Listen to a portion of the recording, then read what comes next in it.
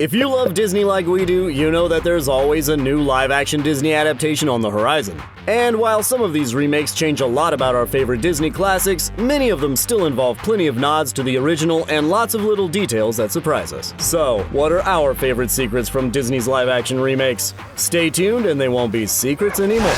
Number 1. While we all call the live-action adaptations of Disney animated films live-action because, well, many of them have actual actors on screen instead of animated characters, there are also plenty of live-action adaptations that aren't actually live-action. Really, they're just a different kind of animation. The Lion King is a great example of this. While this Simba looks way more realistic than this Simba, it still doesn't look as realistic as this Simba. So fluffy! You're so fluffy! Still, since great lion actors aren't exactly easy to come by, we understand that this sort of fake live action is the best option. That said, did you know that there's one scene in the live action Lion King that actually is 100% real? This may shock you, but it wasn't this scene. Kidding.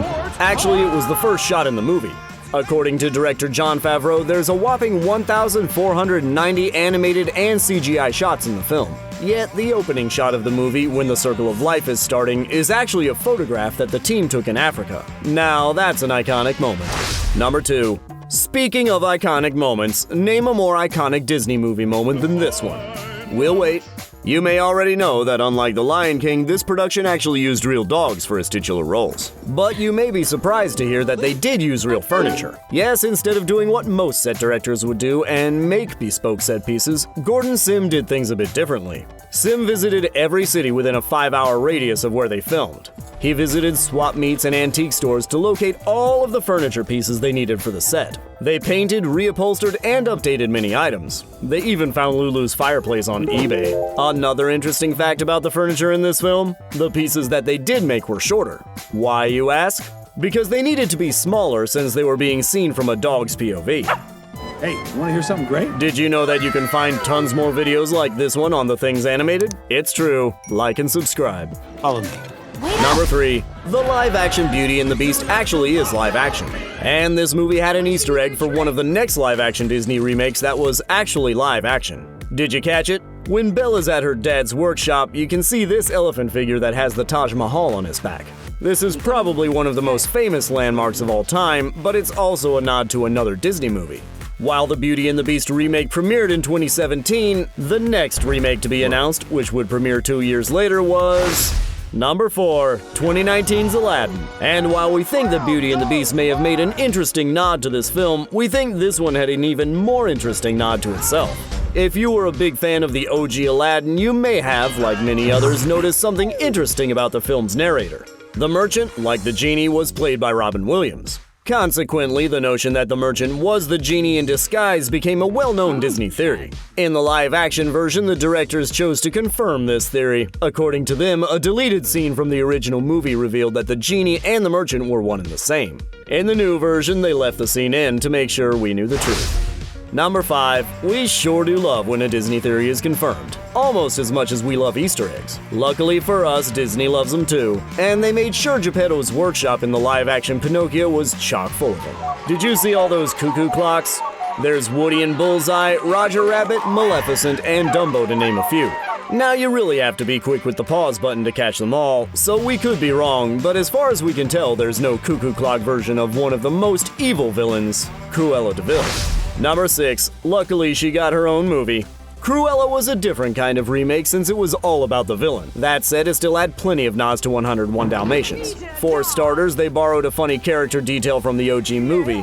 Cruella is a wild driver in both films. They also mirrored the opening scene of 101 Dalmatians perfectly with this dog walking shot. Number 7. From dogs to something much smaller, there's one cricket who had a very different life in a live-action adaptation than he did in the animated version. That would be Mulan's Cricket, who you may think doesn't exist in the remake. Yet Mulan has a colleague named Cricket. He explained that his mom gave him that name since he's a good luck charm. So when he and Mulan become close friends, we can tell who he's a callback to.